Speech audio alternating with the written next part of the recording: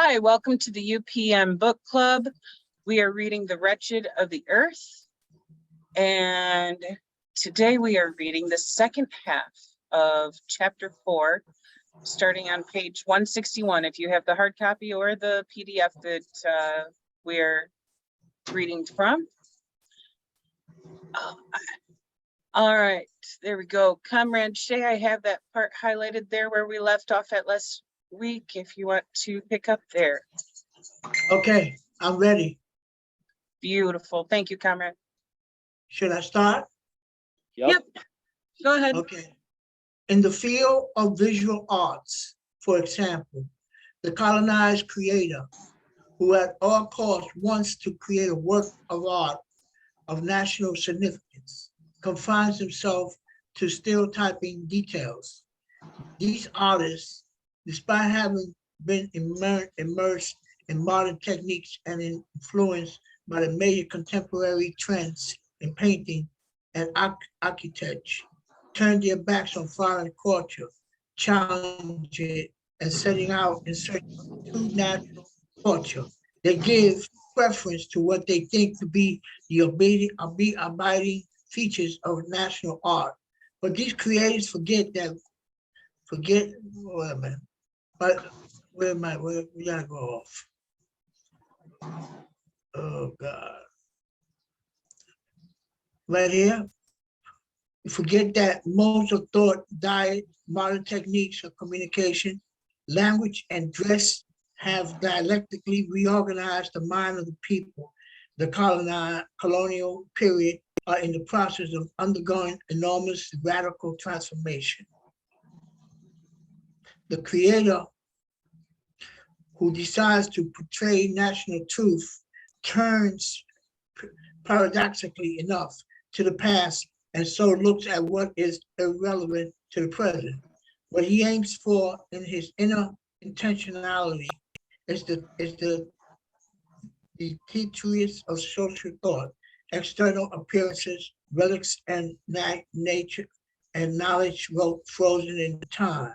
The colonized intellectual, however, who strives for cultural identity, must recognize that national truth is first and foremost a national reality. He must press on truth reality. He must press on until he reaches the place of bubbling trepidation from which knowledge will emerge. Before independence, the colonized painter was insensitive to the national landscape. He followed, therefore, the non-representational or more often specialized in still life.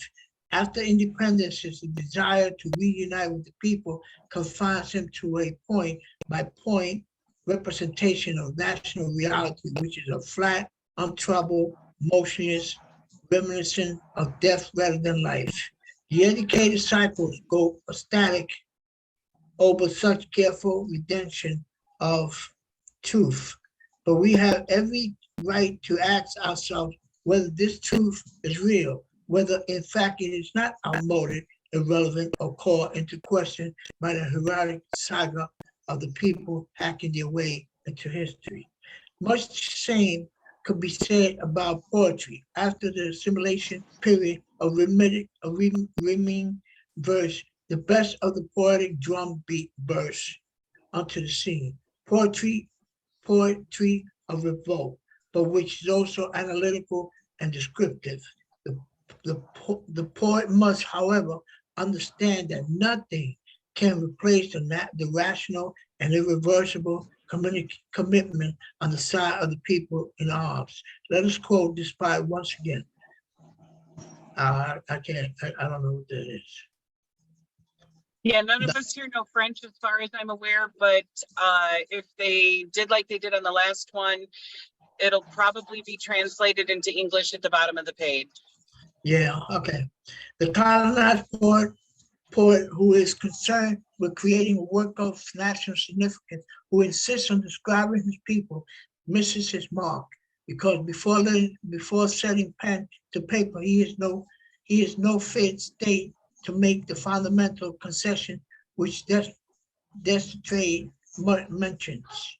The French poet Rene Char fully understood this when he reminds us that the poem emerges from a subjective imposition and an objective choice. The poem is a moving assembly of, okay, the lady was not alone. She had a husband who knew everything, but to tell the truth, knew nothing, because culture does not come without making concessions, without conceding the flesh and blood, without conceding yourself to others. A concession worth just as much as classicism or romanticism. All that nurtures our soul. Rene Dusky, Face à la Noire. Descriptive original value, intertypical top, topical relation with someone whom such an undertaking brings to the front. Yes, the first duty of colonized poet is to clearly define the people, the subject of his creation. We cannot go resolutely forward unless we first realize our alienation. We have taken everything from the other side, yet the other side has given us nothing except to sway us in a direction to a thousand twists, except lure us, seduce us, and imprison us by 10,000 devices, by 100,000 tricks. To take also means on several levels being taken. It is not enough to try and disengage ourselves by accumulating proclamations and denials. It is not enough to reunite with the people in the past where they no longer exist. We must rather unite with them in their recent counter move, which will counter move, which will suddenly call everything into question. We must focus on the song of hidden fluctuations where the people can be found. For let, for, for let there be no mistake, it is here that their souls are crystallized and their perception and respiration transfigured. Kenneth Furthermore, Minister of Internal Affairs of the Republic of Ghana, when he was director of the African Valley, did not trifle with the reality of the people of Guinea. He reinterpreted all the dramatic images of his country from a revolutionary perspective.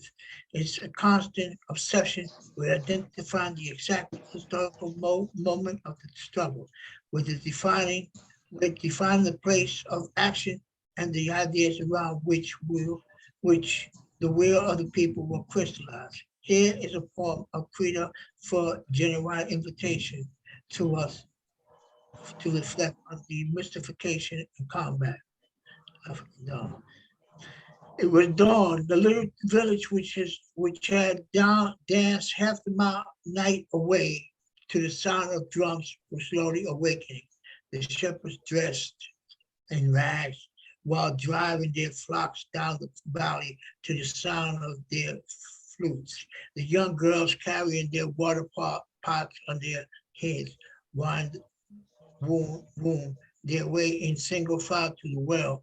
In the Marabah compound, a group of children were chanting in unison verses from the Quran, guitar music. It was dawn, the considerable between day and night, exhausted from the struggle. The night slowly breathed its high sight. A few days of sun hurling the victory of daylight hovered timid and pale on the horizon, while the last star stripped on the bank of clouds, the color of flame, trees, and flowers, guitar music. It was dawn, and there at the edge of the vast purple contour plain was the silhouette of a man bent over as he cleared the ground, the silhouette of Norman, the pleasant farmer. Every time he withered and whole, a frightened flock of birds flew up and swiftly made their way to the peaceful banks of the Joliva, the great Niger River. His gray cotton trouble, soaking door, brushed the grass on either side, sweating until entirely, constantly bent. He skillfully worked with his hoe for seeds and had to be sown before the next rains. Quran music. It was dawn. Dawn was still breaking. The millet birds filtered amongst the foliage, announcing the coming day. A child carrying over his shoulders, a small bag of arrows was running out of breath along the dump track of the plane in the direction of Narmian. Brother Narmian, he called, the head of the village wants you under a tree, choral music. Surprised as such at early summers, Naaman had laid down his hoe and walked out towards the village, which now shone in the glow of the rising sun. The elders, looking more solemn than ever, already seated. Beside them was a man in a uniform, a district guard quietly smoking his pipe unperturbed. Choral music. Norma sat down on a sheepskin. The growler of the village head stood up to convey to the assembly the elders' decision. The whites have sent a district guard to request that a man from the village to be sent to fight in the war in their country. After deliberating, the elders have decided to send the young man who best represented our race so that he can prove to the white man the courage which we Mandingos have always been known for. Guitar music. Norman, whose imposing build and muscular frame was the subject of Natalie's songs by the young girls of the village, were chosen unanimously. Was chosen unanimously. Compounding placed, placed the mortar under the granary, and without saying a word, shut herself up in her heart to weep and muffle sobs over his misfortune. Since since death had taken her first husband, she could not believe that whites would take Norman, in whom she had placed all her hopes. Guitar music. The next morning, in spite of her tears and lamentations, the solemn beat of the war drums accompanied Norman to the little village harbor where he boarded a barge headed for the district capital. That night, instead of dancing in the open as usual, the young girls came to keep watch in Norman's antique chamber, where they told their tales around a wood fire until morning. Guitar music. Several months went by without news from Norman.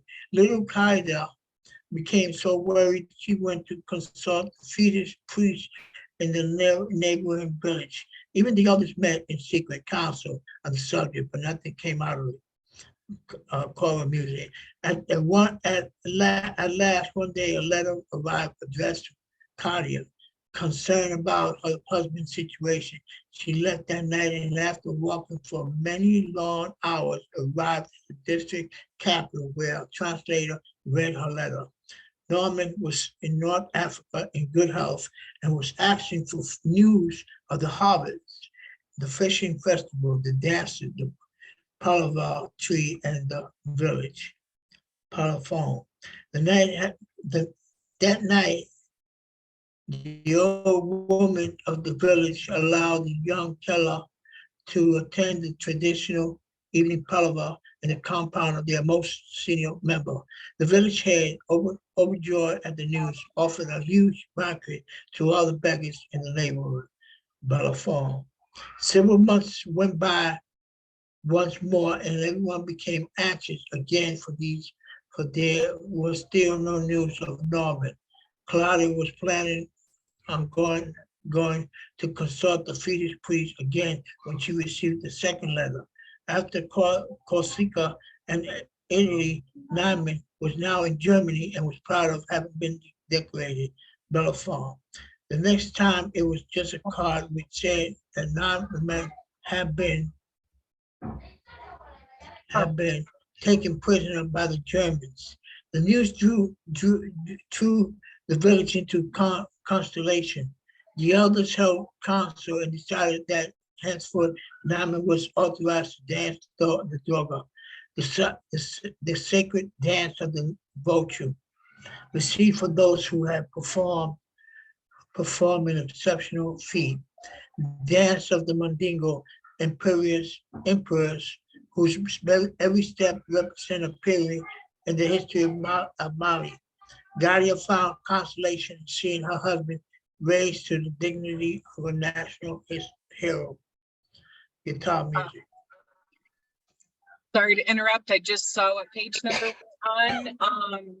Joe, if you're ready to take a turn reading, it would be your turn. Yes, I'm available. If the background noise is too loud, let me know and somebody else can take over.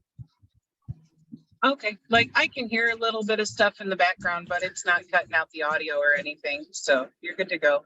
But Okay. right there is where we left off. All right. Time went by. 1 year followed the next. Naaman was still in Germany. He no longer wrote. One day the head of the village received word from Dakar that Naaman would soon be home. Immediately the drums began to beat. They danced and sang until dawn. The young girls composed new songs to welcome him from the old ones. Dedicated to him made no mention of the Duga, that famous dance of the Mandingos. But the month later, Corporal Motusa, a great friend of Naaman's, sent his tragic letter to Kadia. It was dawn. We were at Tiaroy-sur-Mer in the course of a major dispute between us and our white chiefs in Dakar. A bullet struck Naaman. He lies in Senegalese soil. In fact, it was dawn.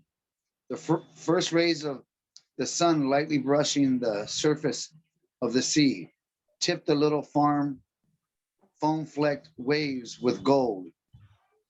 Sheared by the breeze, the palm trees gently bent their trunks towards the ocean, as if sickened this morning battle. The noisy flocks of crows called to the neighborhood the news of this tragedy, which had bloodied the dawn of Tiaroy. And in the scorched blue of the sky, right above the body of Naaman, a gigantic vulture slowly hovered. It seemed to say to him, Naaman, you have not danced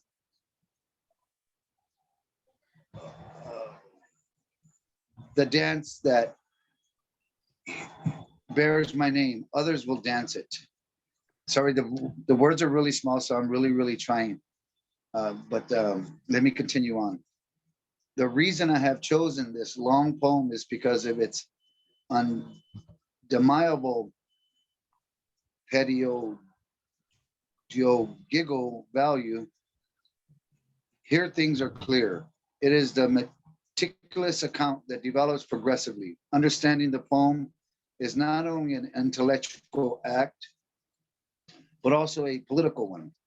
To understand this poem is to understand the role we have to play, to identify our approach and prepare to fight.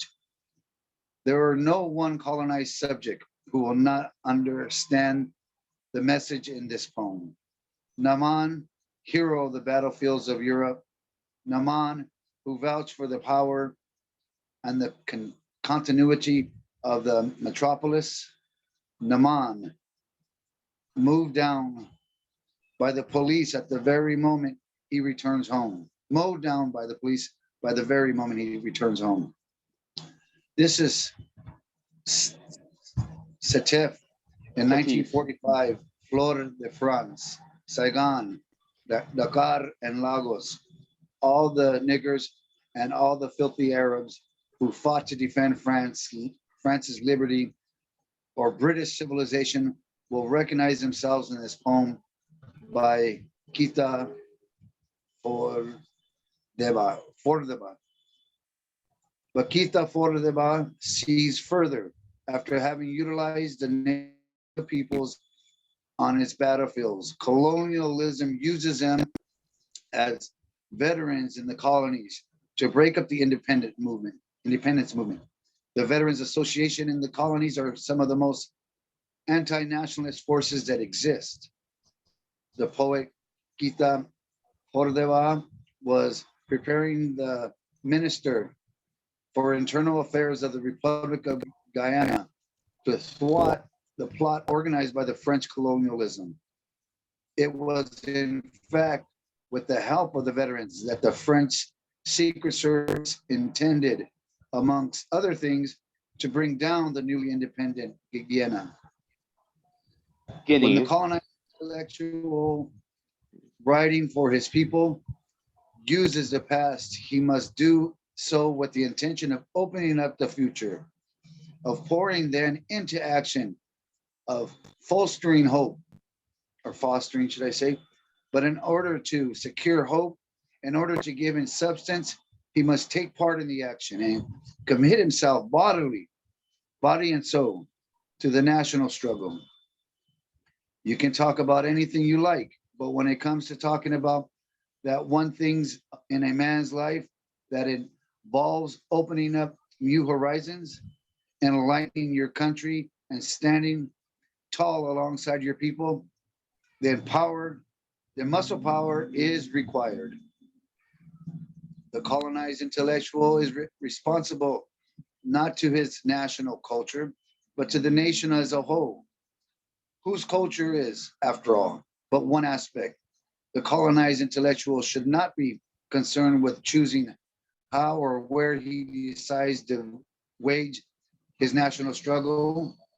To fight for national culture, first of all, means fighting for the liberation of the nation, the tangible matrix from which culture can grow. One cannot divorce the combat for culture from the people's struggle for liberation. For example, all men and women fighting French colonialism in Algeria with their bare hands and no strangers to the national culture of Algeria.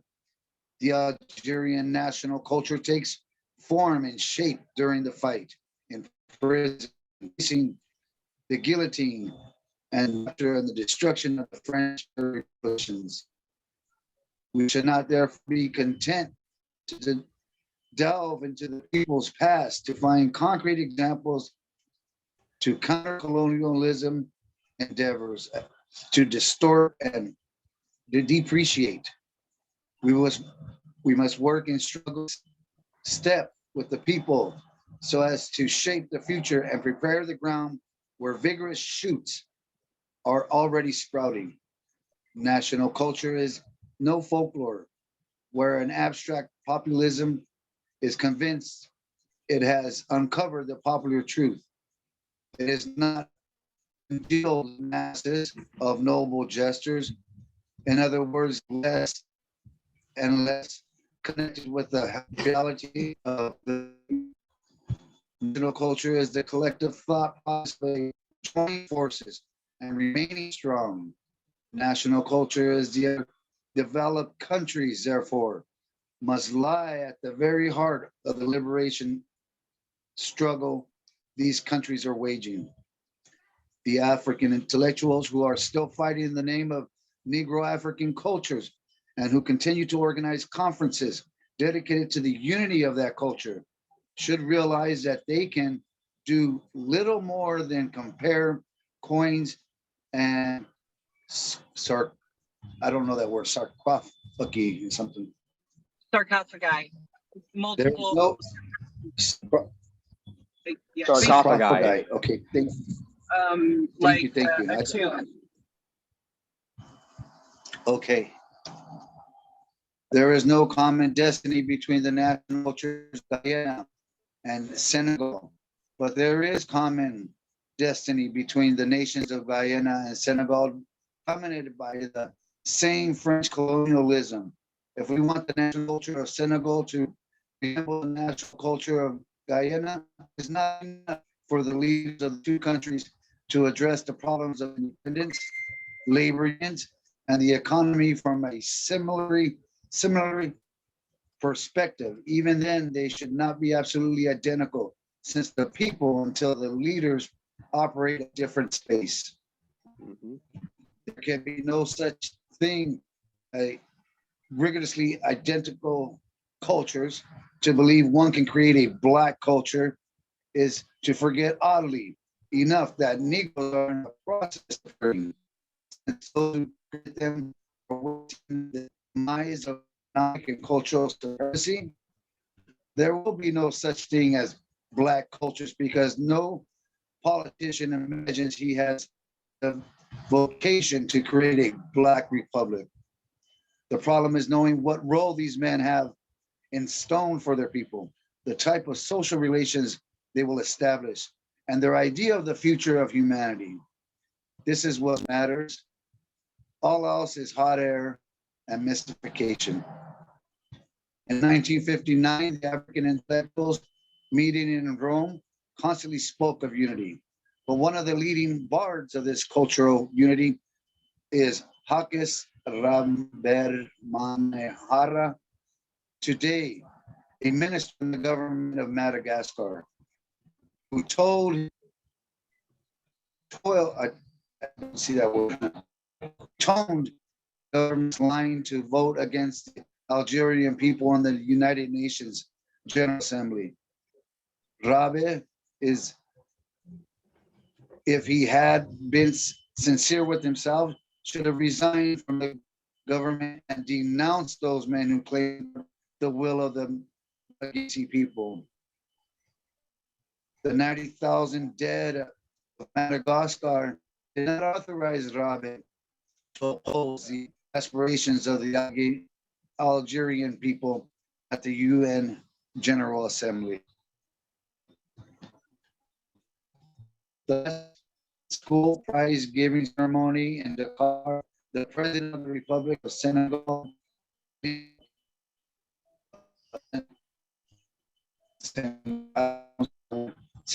Comrade Joe? Yes. I was just gonna say, I don't know if it's just me, but your audio sounds very glitchy. I don't know if that's just me.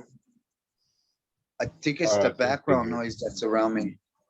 If somebody would like to take over reading, I'm fine with that, especially because those words got smaller and I don't have my glasses. It's okay. I can finish off reading that footnote that you are on, and then it's, let me see. Down, it's Comrade Rod's turn to read next, starting on page 170 anyhow, so. Thank you if you help me read that little small print. Thank you, I appreciate that. Oh, you're welcome. Anytime, comrade. At the last school prize giving ceremony in Dakar, the president of the Republic of Senegal, Leopold Senghor, announced that negritude should be included in the school curriculum. If this decision is an exercise in cultural history, it can only be approved.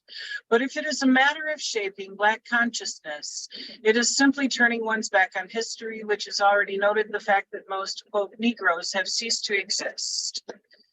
And Comrade Rod, it is now your turn to read. Okay, starting at 170. Yep. Okay, let me just turn sideways so I can read it a little better. Negro African culture grows deeper through the people's struggle and not through songs, poems, or folklore. Senghor, who is also a member of the African Society for Culture and who has worked with us on this issue of African culture, had no scruples either about instructing his delegation to back the French line on Algeria. Support for Negro African culture and the cultural unity of Africa is first contingent on an unconditional support for the people's liberation struggle. One cannot expect African culture to advance unless one contributes realistically to the creation of the conditions necessary for this culture, i.e., the liberation of the continent. Once again, no speech, no declaration on culture will detract us from our fundamental task, which are to liberate the national territory, constantly combat the new forms of colonialism, and as leaders stubbornly refuse to indulge in self-satisfaction at the top. Mutual foundations for national culture and liberation struggles. The sweeping, leveling nature of colonial domination was quick to dislocate in spectacular fashion the cultural life of a conquered people. The denial of a national reality, the new legal system imposed by the occupying power, the marginalization of the indigenous population and their customs by colonial society, expropriation, and the systematic enslavement of men and women all contributed to this cultural obliteration. 3 years ago, at our first Congress, I demonstrated that in a colonial situation, any dynamism is fairly rapidly replaced by a reification of attitudes. The cultural sphere is marked out by safety railings and signposts, every single one of them defense mechanisms of the most elementary type, comparable in more ways than one to the simple instinct of self-preservation. This period is interesting because the oppressor is no longer content with the objective non-existence of the conquered nation and culture. Every effort is made to make the colonized confess the inferiority of their culture, now reduced to a set of instinctive responses to acknowledge the unreality of their nation, and in the last extreme, to admit the disorganized, half-finished nature of their own biological makeup. The reactions of the colonized to this situation vary. Whereas the masses maintain intact tradition totally incongruous with the colonial situation, whereas the style of artisanship ossifies into an increasingly stereotyped formalism. The intellectual hurls himself frantically into the frenzied acquisition of the occupier's culture, making sure he denigrates his national culture or else confines himself to making a detailed, methodical, zealous, and rapidly sterile inventory of it. What both reactions have in common is that they both result in unacceptable contradictions. Renegade or substantialist, the colonized subject is ineffectual precisely because the colonial situation has not been rigorously analyzed. The colonial situation brings national culture virtually to a halt. There is no such thing as national culture, national cultural events, innovations, or reforms within the context of colonial domination, and there will never be.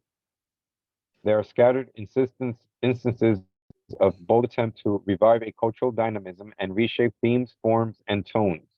The immediate, tangible, and visible effects of these minor convulsions is nil. But if we follow the consequences to their very limit, there are signs that the veil is being lifted from the national consciousness, oppression is being challenged, and there is hope for the liberation struggle. National culture under colonial domination is a culture under interrogation whose destruction is sought systematically. Very quickly, it becomes a culture condemned to clandestinity. This notion of clandestinity can immediately be perceived in the reactions of the occupier who interprets this complacent attachment to traditions as a sign of loyalty to the national spirit and refusal to submit. This persistence of cultural expression condemned by colonial society is already a demonstration of nationhood. But such a demonstration refers us back to the laws of inertia. No offensive has been launched, no relations redefined. There is merely a desperate clinging to a nucleus that is increasingly shriveled, increasingly inert, and increasingly hollow. After 1 of 2 centuries of exploitation, the national cultural landscape has radically shriveled.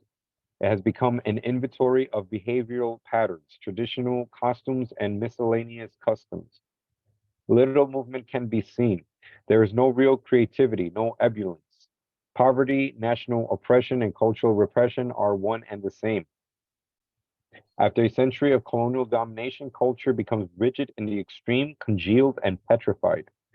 The atrophy of national reality and the death throes of national culture feed on one another. This is why it becomes vital to monitor the development of this relationship during the liberation struggle. Cultural denial, the contempt for any national demonstration of emotion or dynamism, and the banning of any type of organization help spur aggressive behavior in the colonized. So this pattern of behavior is defensive reaction, non-specific, anarchic, and ineffective. Colonial exploitation, poverty, and endemic famine increasingly force the colonized into the open, organized rebellion. Gradually, imperceptibly, the need for a decisive confrontation imposes itself, and it is eventually felt by the great majority of the people. Tensions emerge where previously there were none. International events, the collapse of whole section of colonial empires, and the inherent contradiction of the colonial system stimulate and strengthen combativity, motivating and invigorating the national consciousness. These new tensions, which are present at every level of the colonial system, have repercussions on the cultural front. In literature, for example, there is relative overproduction. Once a pale imitation of the colonizers' literature, indigenous production now shows greater diversity and a will to particularize. Mainly consumer during the period of oppression, the intelligentsia turns productive.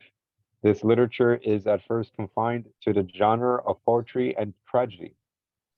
Then novels, short stories, and essays are tackled. There seems to be a kind of internal organization, a law of expression, according to which poetic creativity fades as the objectives and methods of the liberation struggle becomes clear. There is a fundamental change of theme. In fact, less and less do we find those bitter, desperate recriminations, those loud, violent outbursts that, after all, reassure the occupier.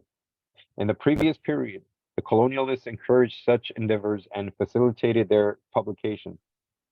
The occupier, in fact, likened these scathing denunciations, outpourings of misery, and heated words to acts of catharsis.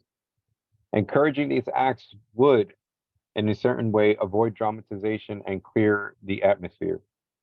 But such a situation cannot last. In fact, the advances made by national consciousness among the people modify and clarify the literary creation of the colonized intellectual. The people's staying power stimulates the intellectual to transcend the lament. Complaints followed by indictments give way to appeals. Then comes the call for revolt. The crystallization of the national consciousness will not only radically change the literary genres and themes, but also create a completely new audience. I'm sorry, I'm reading this as I'm soaking in because this reminds me of so many things from the past.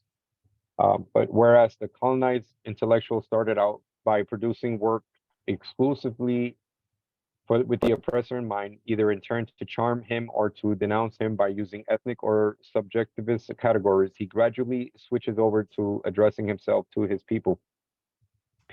It is only from this point onward that one can speak of a national literature. Literary creation addresses and clarifies typical nationalist themes.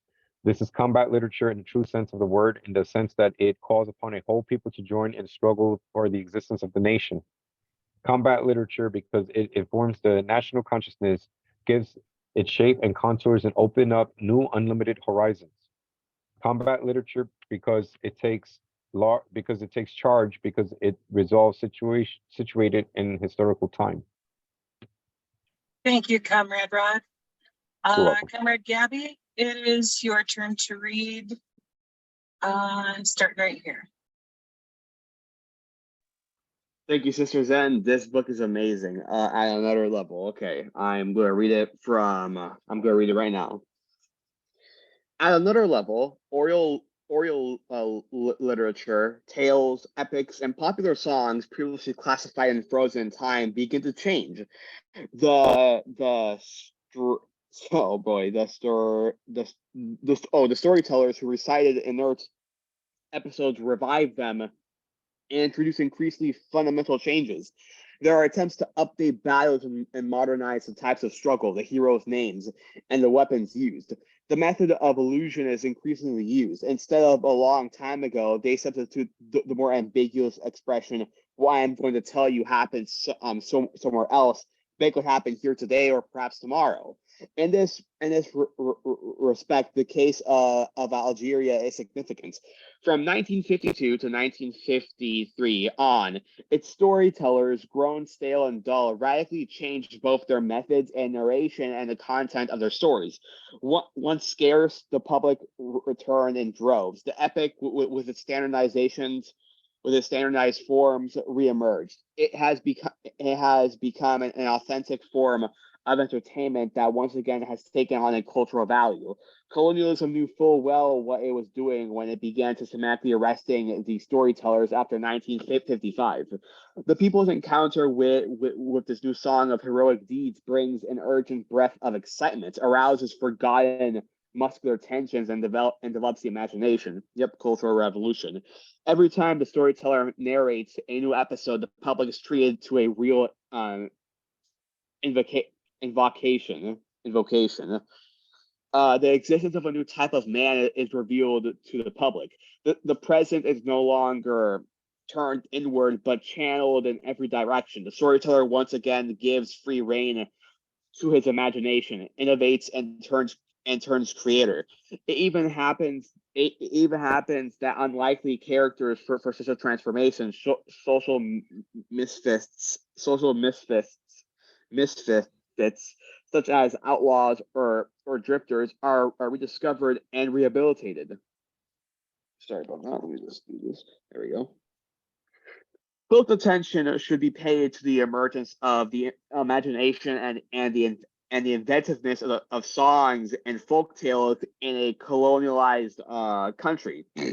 The storyteller responds to the expectations of the people by trial and error and searches for new models, national models, apparently on his own, but in fact with the support of his audience.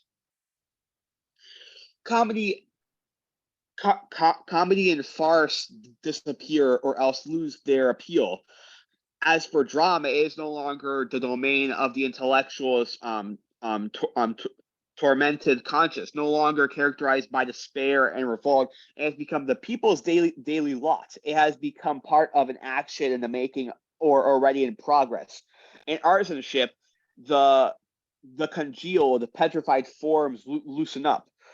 Wood carvings, for example, which turned out set faces and poses, but by the thousands start to diversify.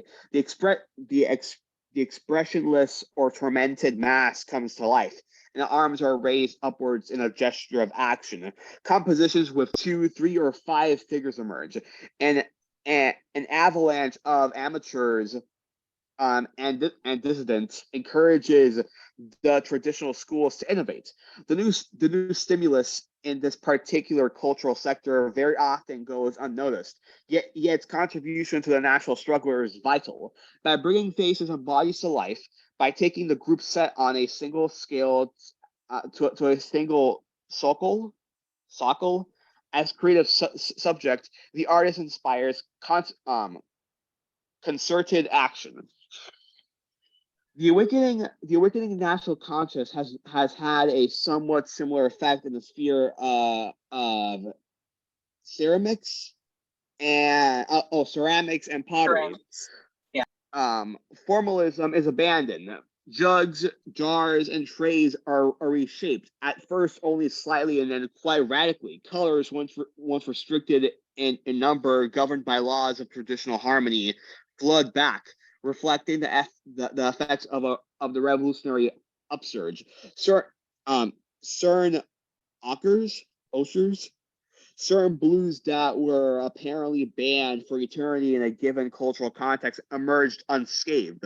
Likewise, the taboo of representing the human face, typical of certain clearly defined regions, according to sociologists, is suddenly lifted. The metropolitan anthropologists and experts are quick to note these changes and denounce them all, referring rather to a codified artistic style and cultural developing in tune with the colonial situation. The colonialist experts do not recognize these new forms and rush to the rescue of indigenous traditions. Is the colonialists who become the defenders of indigenous style. A memorial example, and one that takes on particular significance because it does not quite involve a colonial reality, was the reaction of white jazz fans when, after the Second World War, new styles such as bebop established themselves. For them, jazz could only be the broken and desperate yearning of an old Black person. 5 whiskeys under his belt, bemoaning his own misfortune and racism of the whites. As soon as he understands himself and apprehends the world differently, as soon as he elicits a glimmer of hope and forces the racist world to retreat, it is obvious he will blow his horn to his heart's content, and his husky voice will ring out loud and clear. The new jazz styles are not only born out of economic competition; they're one of the definite consequences of the inevitable, though gradual, defeat of the Southern universe in the U.S. And it is not unrealistic to think that in 50 years or so, that a type of jazz lament hiccuped by poor, miserable Black people will be defended by only those whites believing in a frozen image of a certain type of relationship and a certain form of negritude.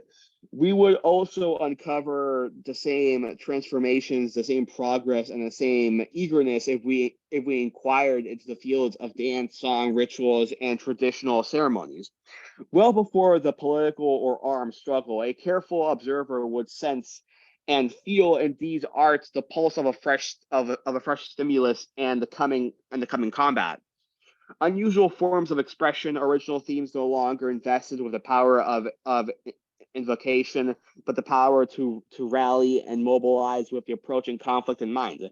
Everything conspires to stimulate the colonized sensibility and to rule out and reject attitudes of inertia or defeat.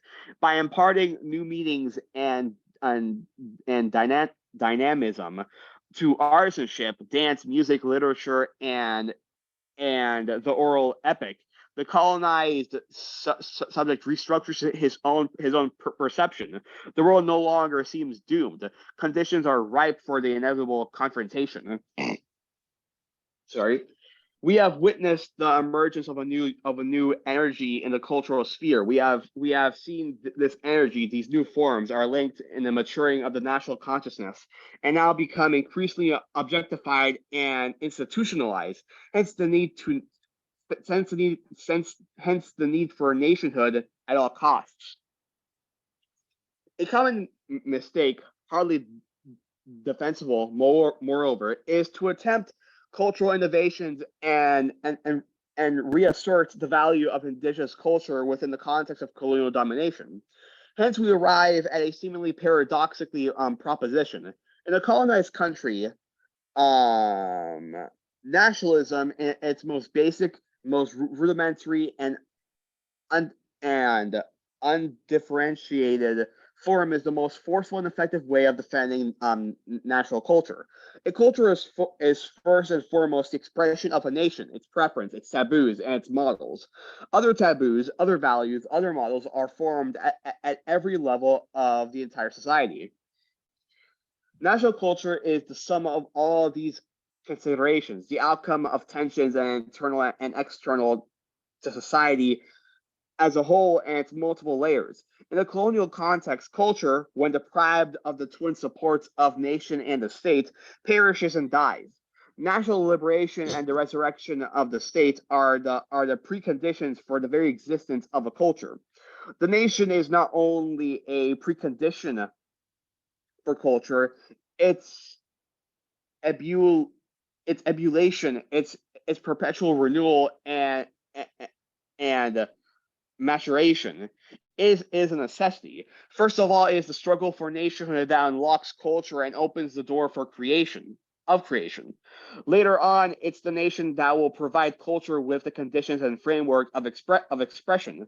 The nation satisfies all those indispensable requirements for culture, which alone can give it credibility, validity, dynamism, and creativity. It is also the national character that makes culture permeable to other cultures and enables it to influence and penetrate them. And that which does not exist can hardly have an effect on reality or even influence it. The restoration of the nation must therefore give life in the most biological sense of the term to national culture. We have thus traced the increasingly essential fissuring of the old cultural strata, and on the eve of the decisive struggle for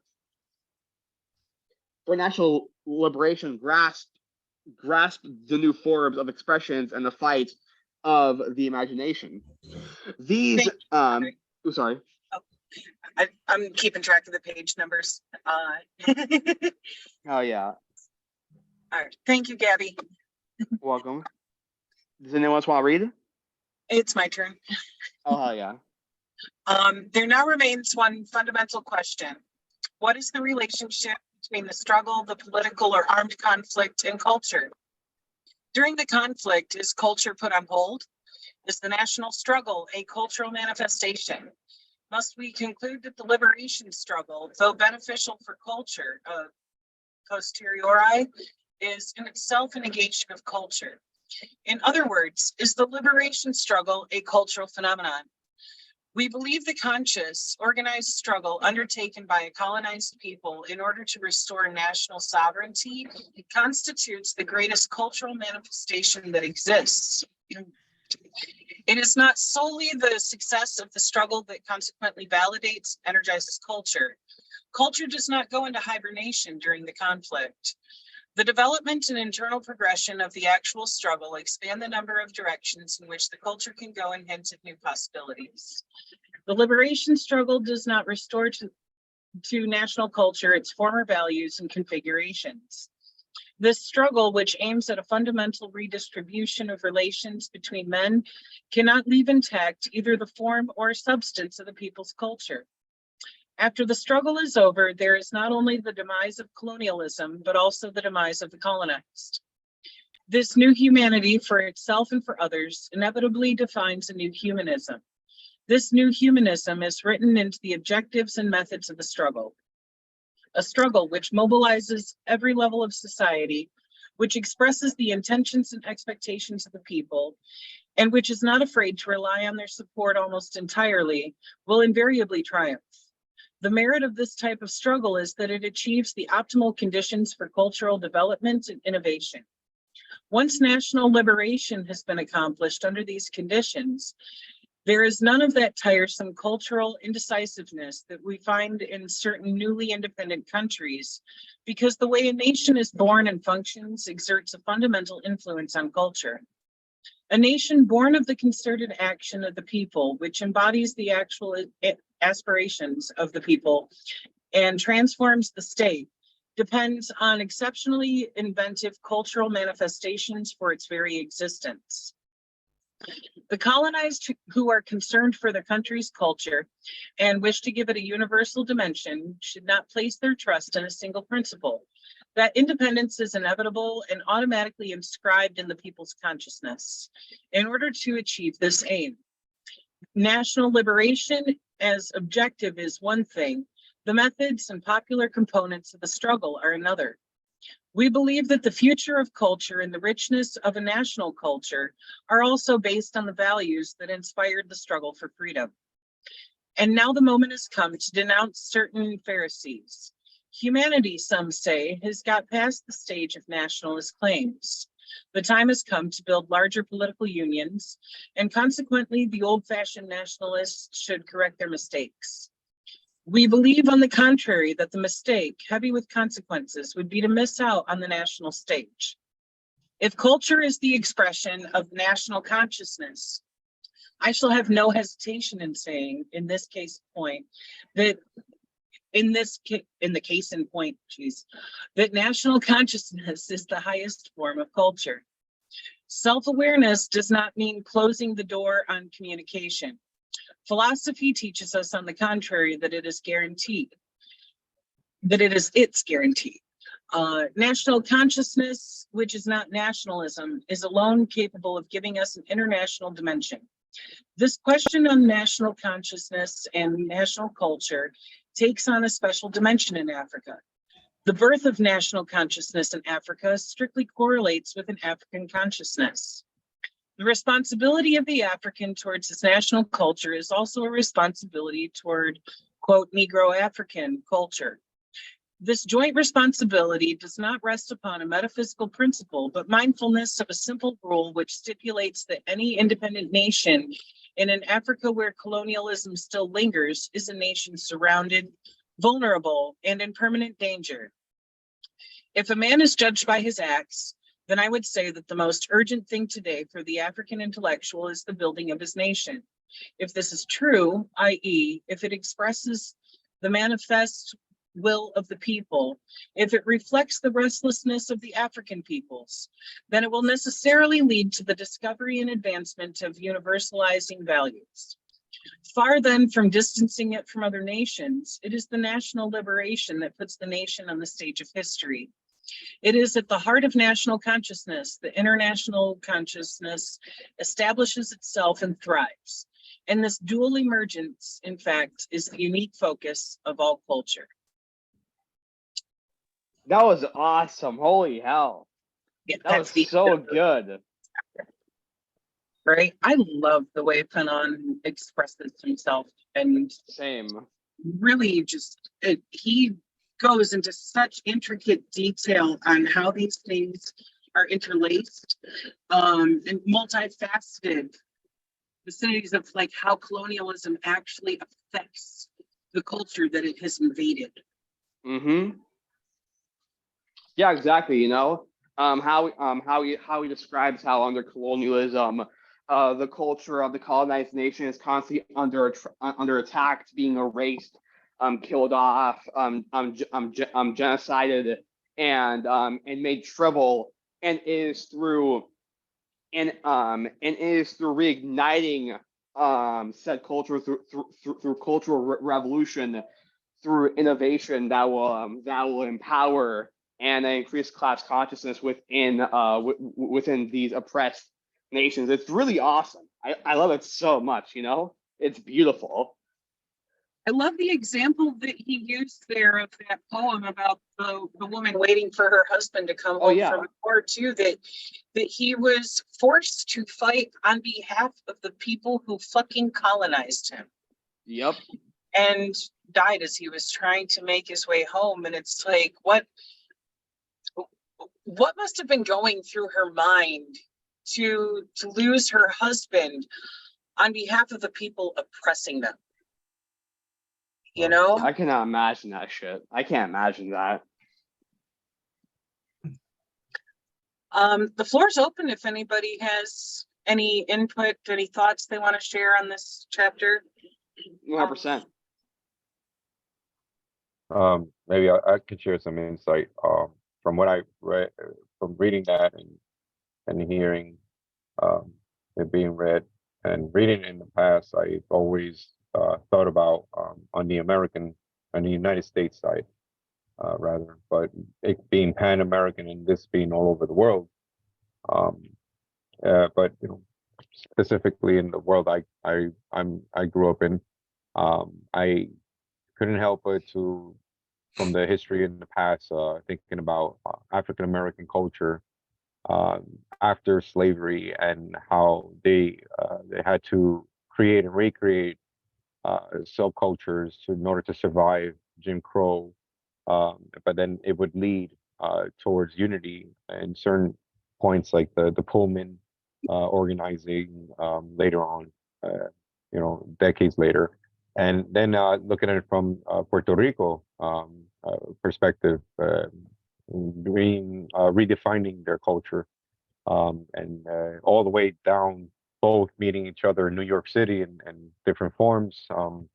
Actually, knowing that Bobby Seale and Huey P. Newton spent hours going over this, they themselves were participating in a cultural shift, a renaissance that took place after the Harlem Renaissance and led to the new renaissance, the political renaissance of the 60s, going into the 70s, well into the hip hop era, where I think some of it Fanon was covering as well when he mentioned how sometimes I think he alluded that sometimes it gets commodified, and that was definitely hip hop. It was more of a self-expression of your own branding, you could say. I guess at that time during the 70s, where large segments of the population were unseen, you know, and the branding was everywhere. The name brands of every this and that. So putting your tag name up was a revolutionary act in a way, kind of imitating the system, but kind of making their own imprint. So I couldn't help but think of that, and you know, well into the new era now of the reemergence of the politics and how that might be a cultural shift happening very soon, or I think it is already, in regards to the proletariat being aware of itself, themselves, and the bigger picture. But definitely in microcosm and within the world of what was known as POC, also reflects what's going on in the larger segment, which of course was going on in the United States as well. So yeah, there's a lot there. There's a lot. I love that. That's a great chapter. I like the 100%. parallel you just drew there between like what he was describing and how revolutionary thought was shaping the artistry of people making pottery there, and the way that becoming revolutionary minded has affected even things like street art and murals and whatnot here, and what you're tagging and stuff. It's a matter of using art to really emphasize, look, this is who we are, and being colonized isn't gonna fucking change it. And it's beautiful. Mm-hmm. It really is. Another thing I like how you brought up is when during the time when culture is being revitalized, and when it's adapting and changing and being used in a revolutionary context, how the colonizer and the white supremacists will in a weird way, they will co-opt the old traditions to try and stomp out and quell the cultural revolution that's happening among the masses. How they'll try and fucking co-opt the old traditions to try and demonize and dehumanize liberation movements. Right. It happens all the fucking time, you know. I mean, you know, with fascists co-opting different cultures to uphold white supremacy, you know, Or political Nazis, political etc. hot button issues, hijacking people's spirituality and using religion to co-opt their political stance and into the people's lives. Mm-hmm. Absolutely. Comrade Christianity. Joe. Comrade Joe, I see you've got your hand up. Yes, comrade. Well, that's one of the things that stood out to me too, is when they were mentioning art and poetry and just working with our hands. But I think we can utilize that still today, and like you had mentioned, through the street murals, through poetry, it's hitting real hard. I know a lot of the raza are becoming poets, and then we got a lot of people are really utilizing that and to making change, radical change in today's time. And then you, Sister Zen, you said that you know, when they depicted the husband coming back, and on his way back home, he gets killed, and it's I believe it's said by the police. Yeah. So that's one of the things that we still facing today. So like how crazy, you know, from well, what happens in this chapter, and how can we apply it today? Because we're still facing police brutality, we're still facing police gangs. So I just thought through poetry and stuff like that. I think that's real powerful, and that's all I had to say. It is. I got 2 points in reply to what you said. For one, Johnny Torres and his poetry. Yes. Revolutionary as fuck. Yes. I Hell love yeah. his work. I have not. We have I haven't others read his also. poetry. And the second point being on how the police are behaving in the same manner here. I can't remember names for the specific cases at this point, but you know how many people who are amongst colonized indigenous people here on this fucking land who have gone and joined the military to fight on behalf of this corrupt fucking system that we are living under, and they come back and face brutality from the police after having served in war fighting for these fucking oil companies and stuff. There's been so many cases I've seen hit the news of like a vet being killed by cops because of either having a mental health issue or being racially discriminated against, things like that. And it's like, whoa, what the fuck? You know, the same shit happens here. Captain Africa, I see you've got your hand up. Go ahead. Hey, all power. Now I was listening to the culture part. It was kind of intriguing because like culture is basically how a group of people survive, like the practices that they use to survive, to be able to sustain themselves. And under colonization, you can't really, like, you're not really creating culture. You're basically just surviving. Like hip hop, most people say hip hop is a culture. Hip hop is a music genre, but the people have been disillusioned to believe like hip hop speaks, or a music genre speaks for people, or like, I'm trying to think of how to put it. I mean, because like a music genre really cannot speak for people, and the information or the art that's represented by that music genre or by music is really controlled by the colonizers. The platform that you hear the music from are controlled by the colonizers. So everything that you hear from there is filtered through colonized ears and their motives.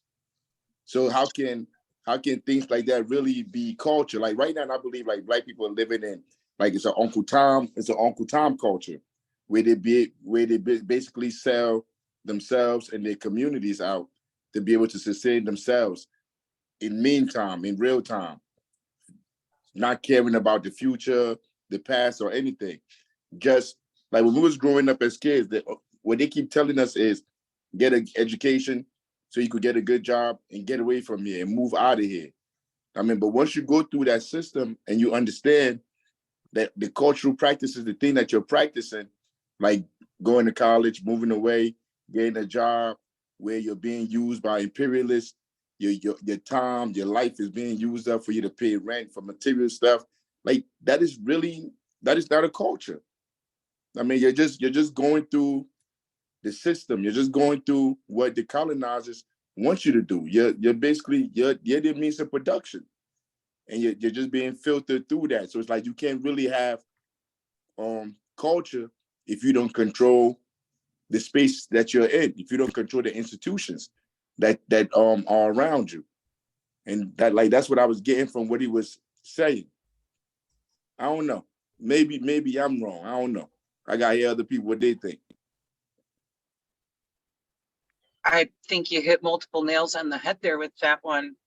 And especially speaking to like the influence that the colonizers have on music itself. You know, this is something that we've seen being brought out into the light for many years now, of artists coming forward, especially those who were, you know, first really making it big when rap was really starting to become popular, that they were being coerced by the record companies, agents and whatnot, at the behest of the fucking government, to push a message of gang violence and all this other shit.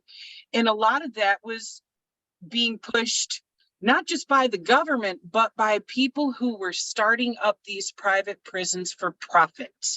Yeah. Because they knew that if they could have that kind of fucking influence of telling people, hey, this is cool and this is what the culture is to be in a gang and to fight each other over fucking drug territory, they knew they could funnel more people right into the fucking prison system to become then basically slaves once again under the 13th Amendment, fucking allowing for enslavement of prisoners. They literally push that shit. That's not culture. That's going against the culture. That's causing it fucking harm. Nah, yeah, that's Mhm. that's 100% correct. And they like, and people think when it's done overseas, they send the military out to go out and do all these things overseas as if they don't do it here, because they bring all those practices here.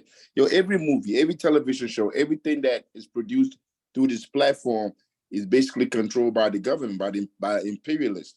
None of the information that you really get out. I don't remember the last movie that have come out that is really really honest, like really tells the truth. Even the movie that everybody's talking about now, They Clone Tyrone. Like when you look at it, it's like when you study it, when you have a mind, when you read books like Fanon and see all these things, like a revolution is not reactionary. It takes planning. You got to organize. But in the movie, the people in the projects just run up into their houses, all no planning, no strategy, no nothing, and they got their foot kicked up on the table, and it sounded so ignorant. But it's like that is the limitation of what a movie like that can give you. They can't give you a movie like that can't give you the actual cultural practice that people use to be able to liberate themselves. It has to be watered down and be bastardized by ignorance, by reactionary shit. That's the only way it's allowed to go out. Anything. What was the other movie? Don't Look Up. Even all of that, like it bastardized the whole story to act like the politicians were ignorant, like they didn't know no better. They didn't know what they were doing. When these politicians know exactly what they're doing. They know who they serve. They know who they're oppressing. They know who they're killing, who they're starving. These people know. But these movies, these so-called artistic people, like there's only so far they could go. And I think Fanon mentioned that. It's only so far they could go in their art, which really is not art at all. I mean, it's social conditioning. That, yes. Mhm. That right there. Thank you, Captain Africa. Hell yeah. All power. All power. I was gonna add on what you were saying, Captain Africa, because yeah, you're 100% correct. You know, these bourgeois, these companies. You know, I've said before, and I'll say it and I'll say again, these white supremacist, imperialist, fascist bastards, all they're doing is co-opting, whitewashing, and using things like music, cinema, and so on and so forth to encourage, embolden, and bolster reactionary sentiments and bourgeois thought. That's all they're doing. You know, songs like music genres like hip hop, pop, and so on and so forth are co-opted and used by the bourgeois in order to bolster in order to bolster and embolden reactionary sentiments to maximize profits, to make people incarcerated, and so on and so forth. It is the death of culture. It's the co-opting of culture that they use in order to exploit, siphon, subjugate, and oppress these communities in order to oppose the contradictions of capitalism. You know, just like how they're co-opting culture and whitewashing it and using it in a reactionary way. We have to use music, art, poetry, literature, and so on and so forth to encourage revolutionary thought instead of bourgeois and reactionary thought, to embolden and increase class consciousness within our communities. And yeah. Right on. Thank you, Comrade Gab. Oh yeah. Comrade Joe, I see you've got your hand up too. Yes. I I appreciated what Captain Africa brought out, and also you too, Comrade Zen, where the whole music has infiltrated the minds, and they use music, and they use TV, and they use the news media, got everybody all screwed up in the heads, going around thinking, oh, even video games, you know, I see my nephews, they would play that Grand Theft Auto, and then after watching that for about a half an hour, you like come out of the house thinking like, I don't know, it's just corruption. But this is what we could do. We can support our revolutionary artist. I was going to mention like Tyler Perry, when he mentioned with the movies. Tyler Perry's did a lot of good things. And there's also some Chicanos that have done some really good things. And utilizing our people and uplifting our people, not to be portrayed as gang members or drug dealers or anything like that, but leading positive lives for their families and communities.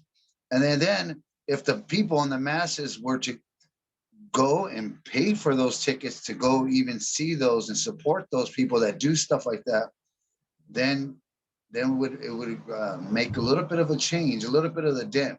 If you know something's going to be corrupt, don't buy it. You know something's corrupt, and to go watch at the movies, don't feed into it, because that's how they're making money, and they just got us spinning our wheels, thinking we're all this and that, and really we're just they're trying to keep us as puppets, and we got to break free from that.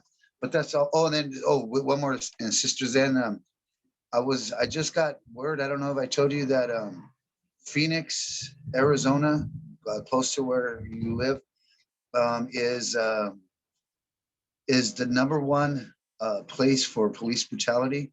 They even outnumber Los Angeles, and their police department is a third of the number of the all police department in Los Angeles.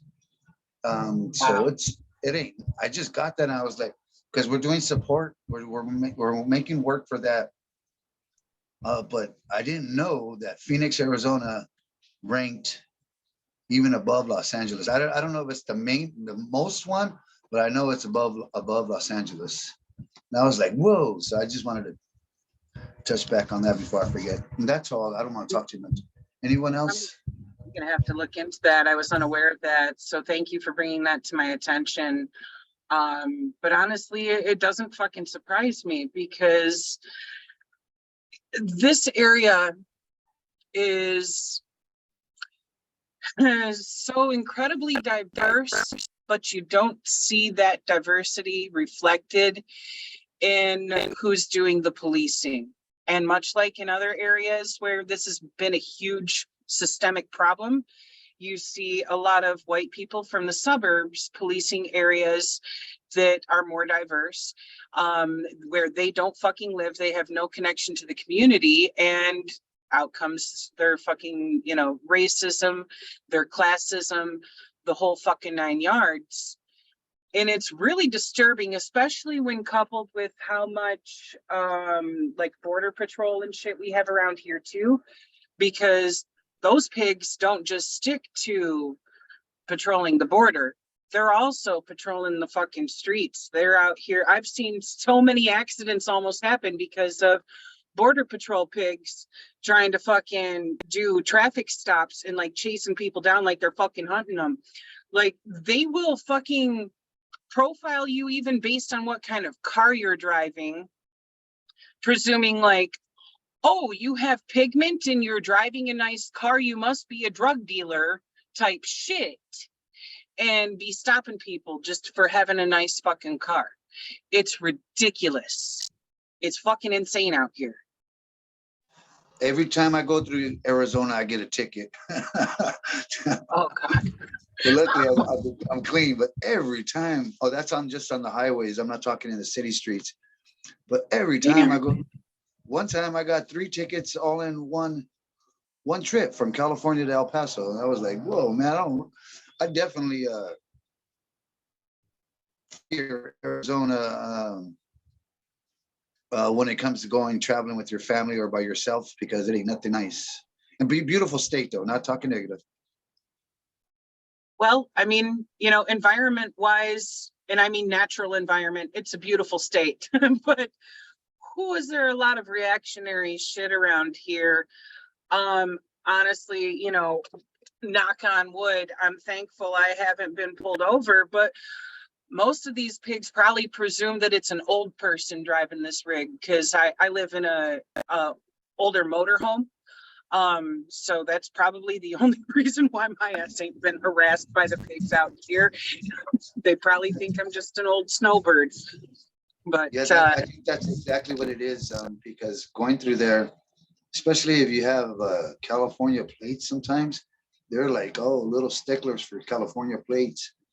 And then, and of course, they see you, and then if you have a decent car, just like you mentioned, like, hey, we have to check them out, even if you weren't making any infractions.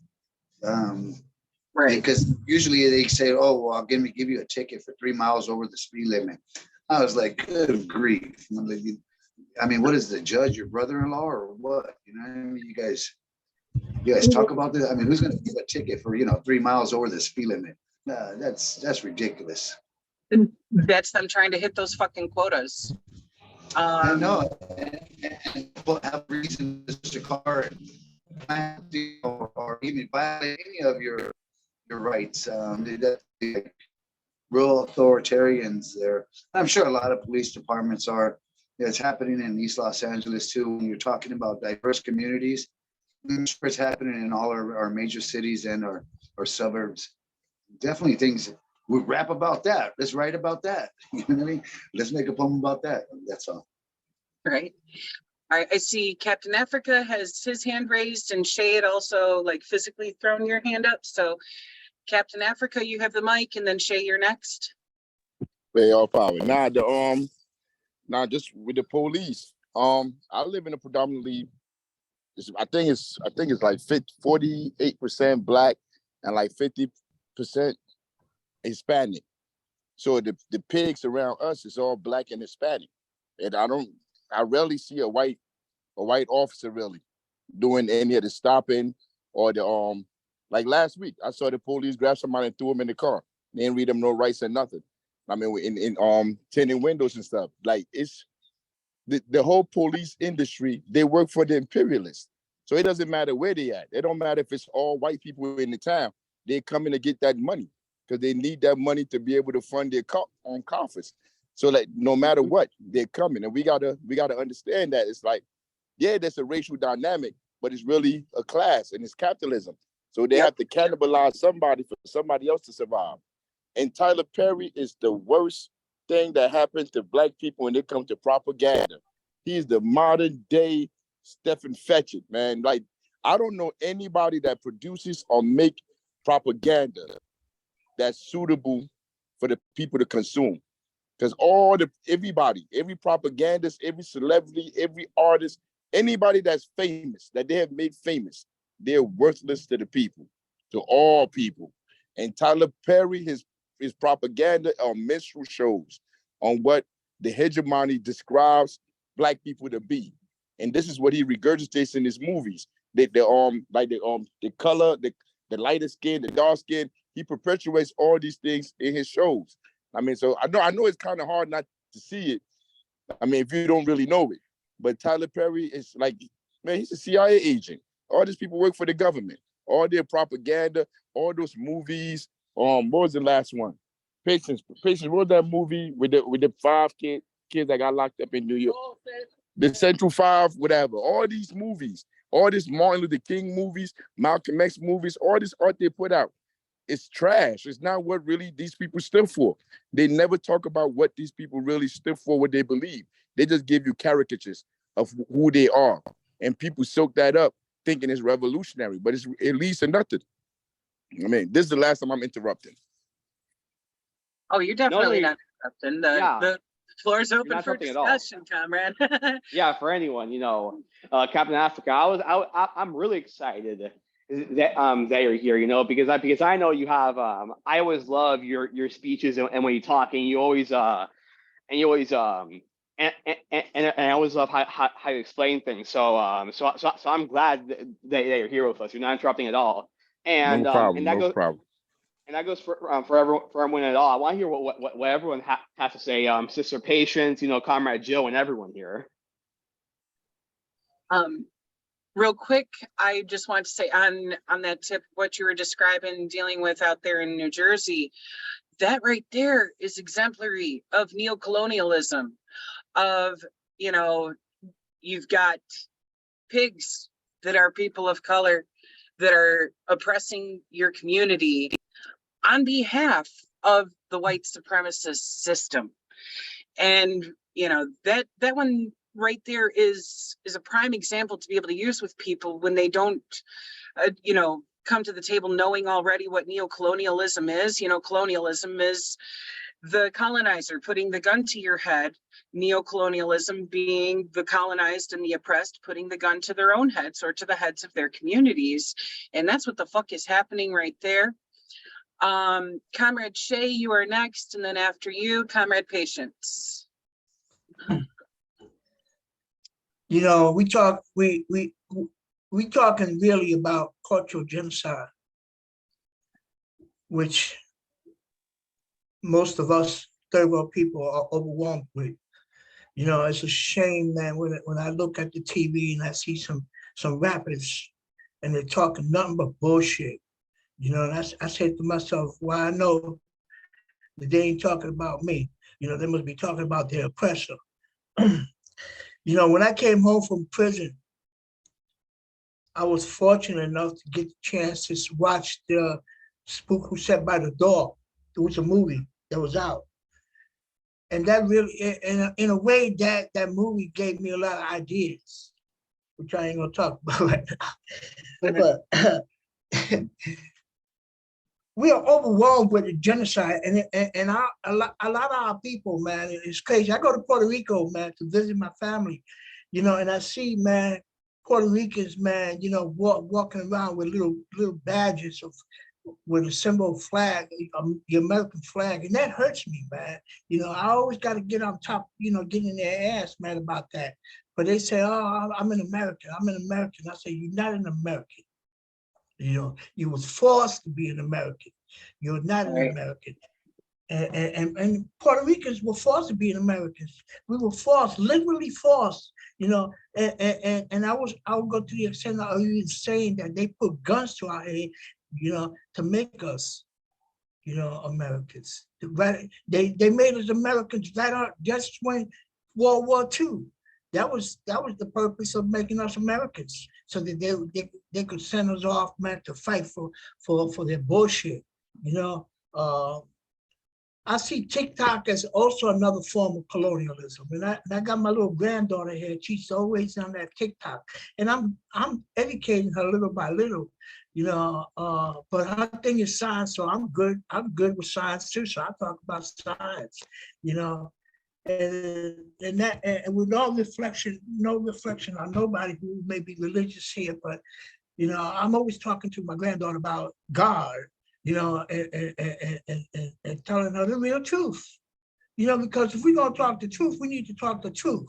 Don't look at this picture of this man who has blue eyes and blonde hair and say that he's your God. Don't say that. Mm-hmm. I tell my granddaughter that. Don't say that. Because he's not. Does he look like you? No, he doesn't.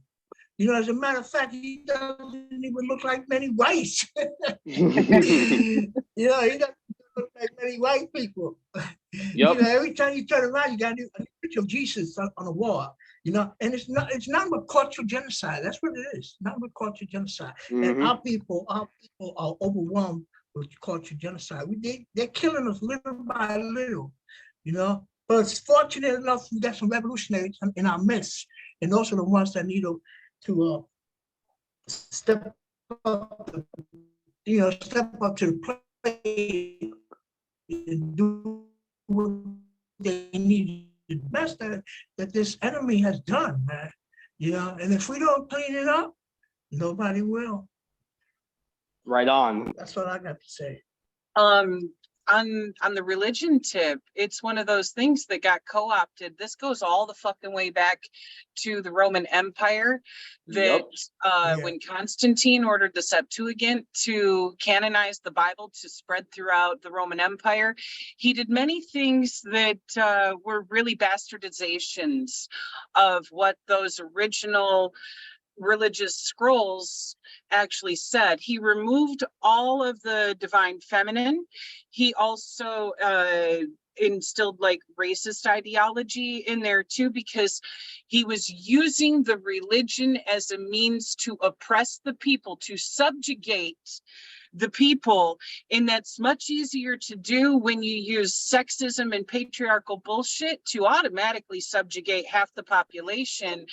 And on top of that, adding in the racist elements too, because you know that instilled all the bullshit that led to it being a tool for colonization, and them being able to use that to justify harms being done to anybody who was not white and anybody who was female. That was fucked. And we still see it today. And I would love to know how a West Asian Jewish man got misinterpreted as a white dude with blonde hair and fucking blue eyes. Yep. What How the did that happen, I wonder?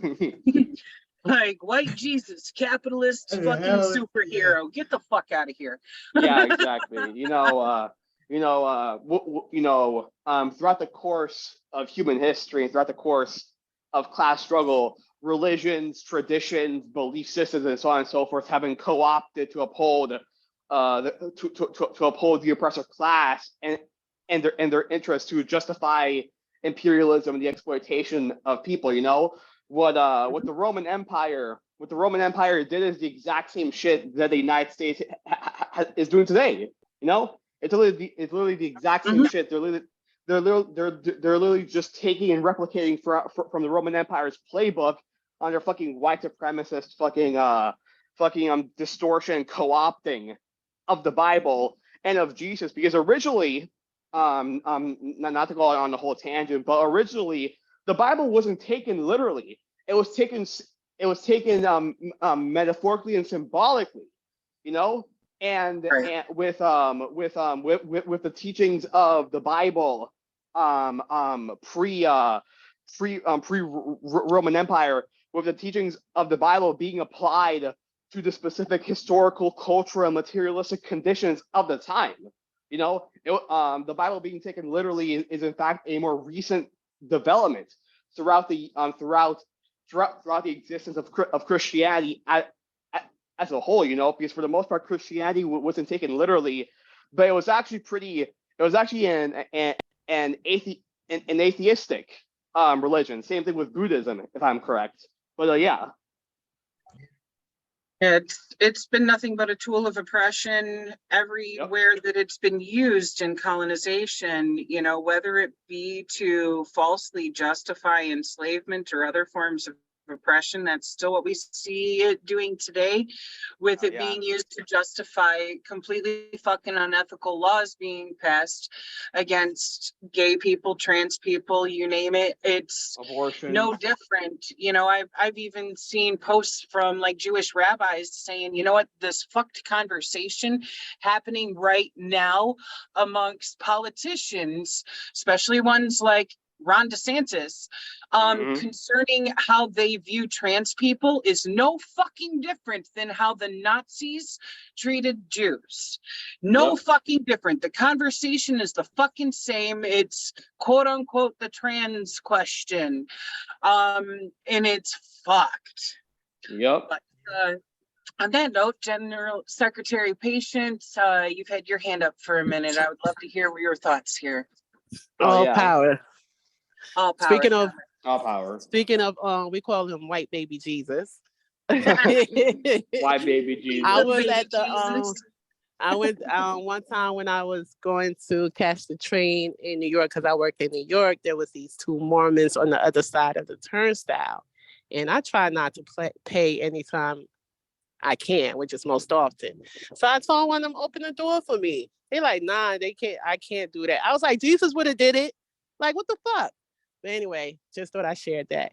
But all these religious people, they do not follow white baby Jesus teachings, because I know Jesus would have opened that door for me and let everybody in without paying MTA no money.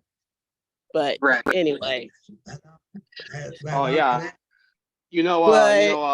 Sorry. No. I kind of lost my thoughts, so you can go ahead. But yeah, if I think of anything else, I'll chime in. Oh yeah. I was going to add to what you were saying, comrade, sister Patience, because a similar situation happened with my family. A month ago, I think, a couple weeks ago, there was this guy that was just laying on our patio. He looked like he was in extreme discomfort and pain. It looked like he was under the influence, or that he was having some sort of issues. And my first reaction was to go check up on him, right? But you want to know what my parents did? My parents told me, don't go to that man. He may be dangerous. And you want to know why they said that to him? I know exactly why they fucking said it to him. It was because he was a black guy. They fucking said that to a guy who was on the ground in pain, in discomfort, and they fucking told me that he was quote unquote potentially dangerous. And instead of asking for help or trying to help him, my mom literally just goes over to him and tells him, Jesus loves you. like what the fuck? Like if that was Jesus, if Jesus was fucking there, he would have brought that man inside, given him water and bread, and tried to help him. But no, just fucking tell him on the ground as he's suffering that Jesus loves him. Fucking disgusting as fuck. But yeah, sad and disturbing. Because like seriously, if you're going to be a Christian, shouldn't you follow the example that Jesus led of treating people with kindness and love and care and compassion and generosity, and making sure that they have food and clothing and shelter and medical care? That's the kind of shit Jesus would do. Yep. What the fuck? Yep. Anywho, Comrade Joe, I see you got your hand up too. Yeah, this is one of the things I refer to and go back to is a lot of our peoples were conquered by Bible and sword.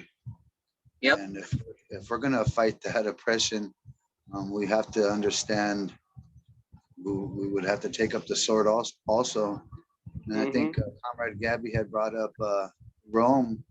A lot of Roman Catholicism has been spread throughout the world. I think it's the richest conglomeration that there is. They even have their own city, the Vatican City.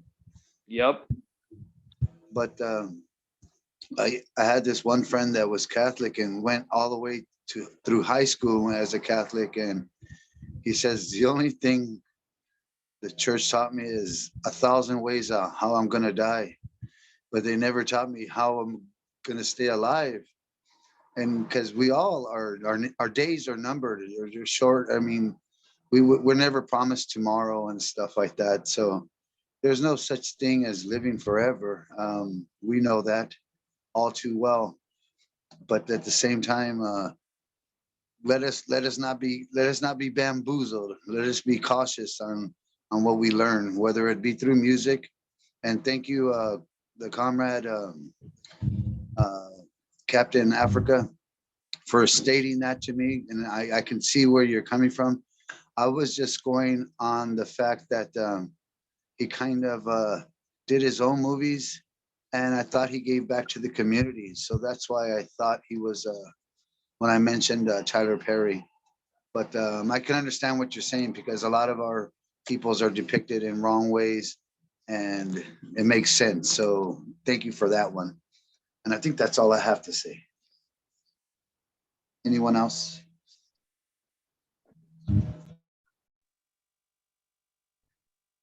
I was just gonna add a little bit to what you said. Comrade Joe. I forgot who said this quote. I believe it may have been a Black Panther. I forgot, but it's the revolution will not be televised. You know, the bourgeois are never going to actually depict genuine revolutionary acts. They're never going to actually depict revolution as a multi-stage organizational process towards liberation and towards building a dictatorship of the proletariat. You know, whenever the bourgeois depict in any way, shape, or form revolutionaries in media, whether it be Malcolm X or Martin Luther King or Huey P. Newton or any one of them, they're never going to actually depict what they believed. They're never going to actually depict what they stood for. They're going to, in some way, in some form, in some shape, distort, warp, twist, whitewash, and defang their views. You know, whether it be portraying Malcolm X as this crazy person who just wanted to kill white people, or whether it's portraying Martin Luther King as this totally peaceful person that didn't want violence whatsoever. You know, regardless of what matter, they engage in whitewashing and demonizing, dehumanizing these revolutionaries and these communist movements. They will never truly show revolution and true liberation movements in their true forms. You know, that's why we have to engage in building our own schools of education. You know, we have to engage in educating, elevating, and radicalizing our own people, our own communities, engaging in mass line and connecting with them, struggling alongside them, using culture, using art, using literature, using music, you know, taking back and collectivizing these forms of art and culture that the bourgeois and these white supremacist bastards have co-opted to uphold reactionary sentiments, and instead to use it to encourage and embolden revolutionary sentiments, to uproot and get rid of bourgeois thought and reactionary sentiments within our communities, and to instead encourage relearning by applying a scientific and Marxist and dialectical analysis of the materialistic conditions within our community, and how to properly implement and engage in furthering class struggle and implementing Marxism within the confines of our needs. And yeah. Yes, just like Mao said, it takes a gun to fight a gun. We have to keep that in mind. And I also think I also think it was sorry. Oh, Comrade Gabby, you can go on YouTube and type in "The Revolution Will Not Be Televised," and you'll get to see a song video of a reverend. And this is what I was talking about. If we were to have artists such as these to and there's been some in the past, but to promote more of them, so you can check out that song, and so it's when you get time. That's all. Oh yeah, thanks for that, Comrade Joe. I appreciate that. I forgot who said that quote, but it's so true, you know. I'd like to touch on what you said about the education system too, because you brought up some fine examples there, especially with MLK. You know, when they're teaching about him in the public fucking enemy system schools, they only teach that pacifist bullshit, when the reality of it is, yes, he started out speaking from a pacifist point of view, and his perspective quickly changed as he became a target for violence from the fucking state and from reactionaries. They don't teach that he eventually started carrying a sidearm and having the Black Panthers provide security for him at events everywhere that he went.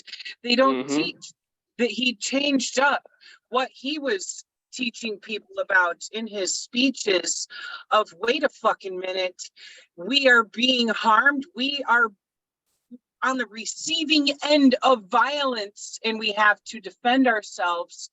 And they have pushed this to the point where if we respond with violence, it is an act of self-defense. And that right there is the shit that caused them to set him up and fucking murder him, because he changed his tune and started teaching people that, yes, we actually do need to revolt against this, because taking the pacifist path is not getting us anywhere. And it also brings to mind, this ain't gonna be verbatim because I got a shit memory, but when Asada said that you cannot fucking ask the oppressor to please stop oppressing you. That's not how anything works. And if anything, the laws of ethics, as well as where they are seldomly reflected in our fucking Constitution and the Bill of Rights, the Second Amendment speaks towards, being able to arm yourself to protect yourself against violence, whether it be from the state itself or, just another individual. But that has been forgotten in how people address this shit when it comes to the violence being perpetuated against the masses on a daily fucking basis by this system, that to revolt is an act of self-preservation and self-defense. Period. End of story. It's not revolution, as stated before. It's it's solving problems. It's solving economic, social, and cultural issues, and trying to seek economic, social, and cultural revolution. Right. I touched on this part before, but the concepts. But did y'all know that the concept of sanity or insanity is actually a concept, are actually concepts made up by the bourgeois to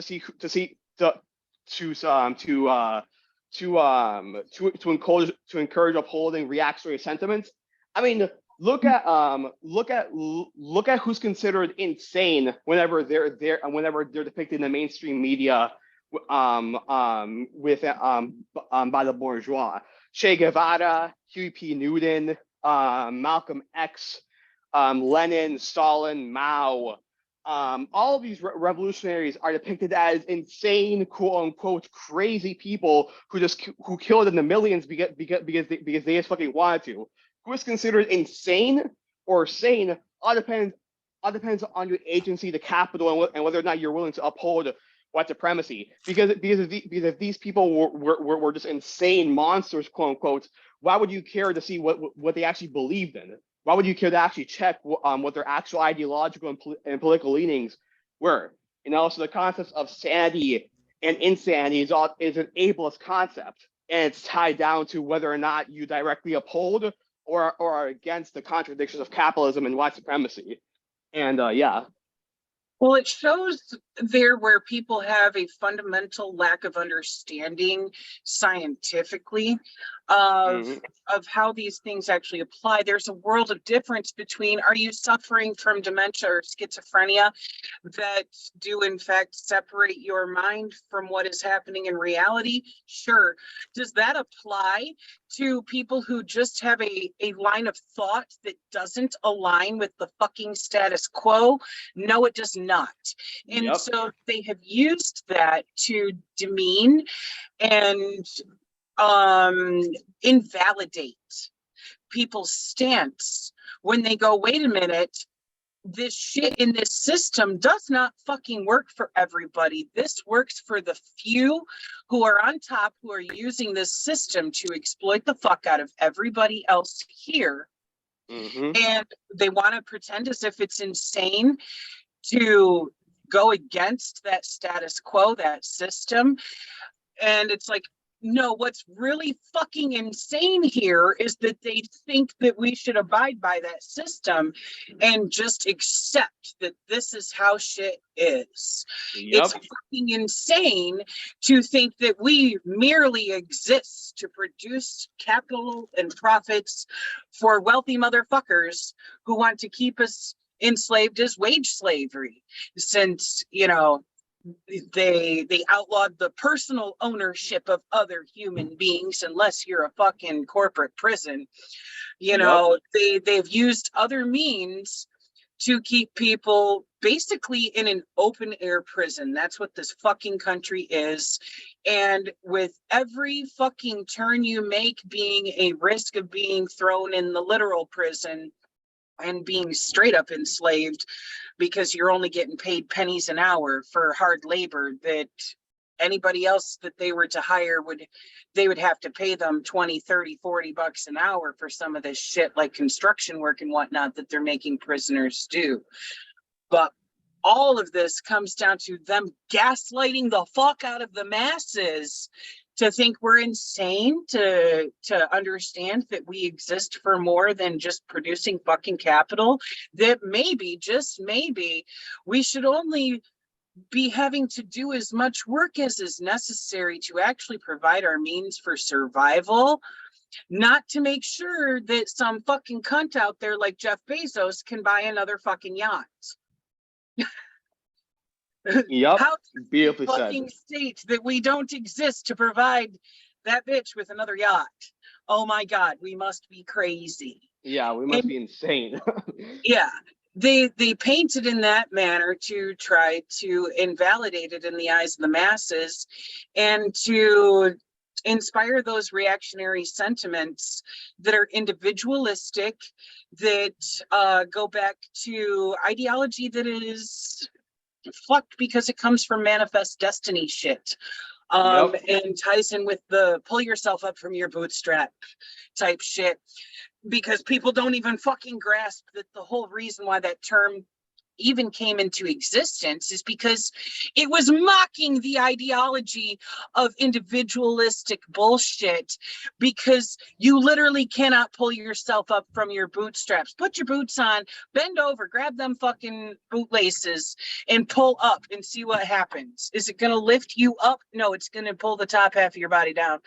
That's not how anything works. So, you know, they've literally just been gaslighting people with these things to further separate us from our connections with each other, our connections with nature, and our ability to understand that together we don't just survive, we thrive. They want to separate our connections there because they thrive on people being isolated and told that, you know, your only means of surviving is you better fight tooth and claw and compete with everybody around you to, you know, scale your way up the corporate ladder, stepping on the heads of everyone around you to get there. And yay, now you're successful. We're going to reward your treachery against the people around you.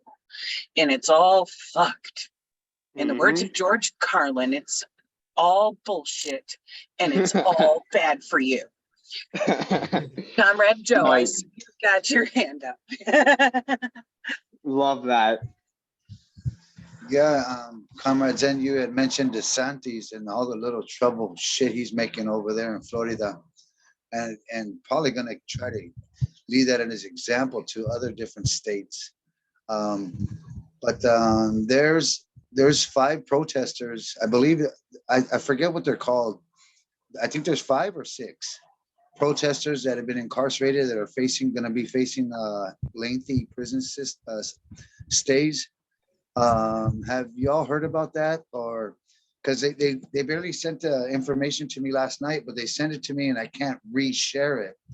But hopefully we can get some support in our organizations to who we know in Florida as movers and shakers and activists to join in on. They're going to do I believe a rally. They're going to start staging a rally to bring awareness to those 5 or 6 protesters.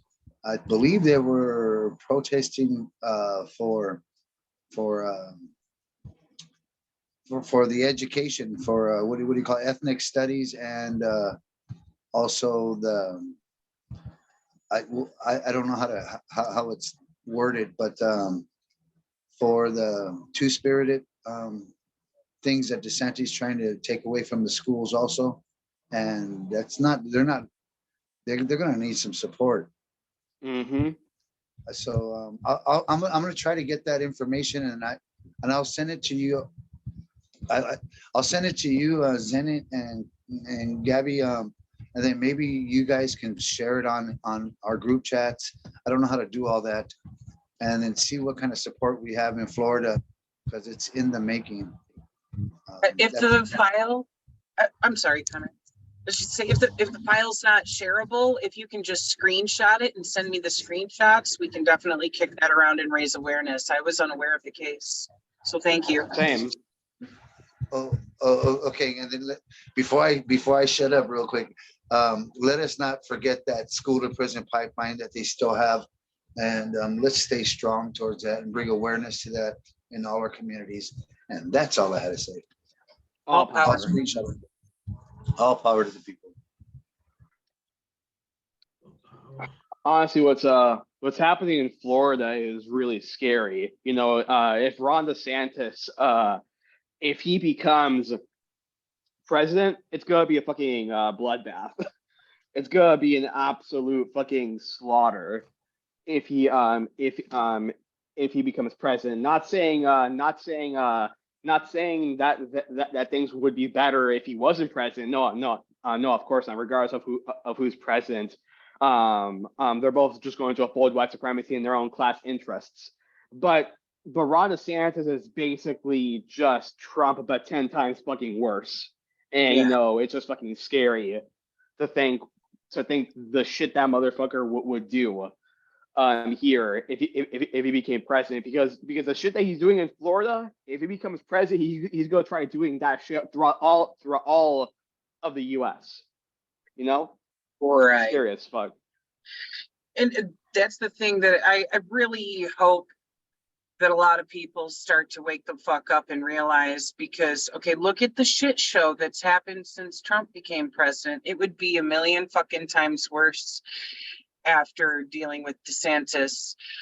That motherfucker is far more educated, more well-spoken, more charismatic, and more fucking evil than Trump ever could have hoped to be.